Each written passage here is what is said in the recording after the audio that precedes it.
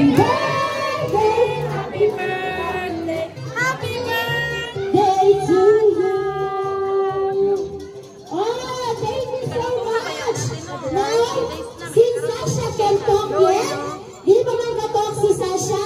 Let's give the moment to Mama Jenny to give her wish para sa ating birthday girl. Wish na niyo para kay Sasha. Alay, hatag siya niyang mic. Okay, Mama Jenny, please make a wish and have our little Sasha blow her candle.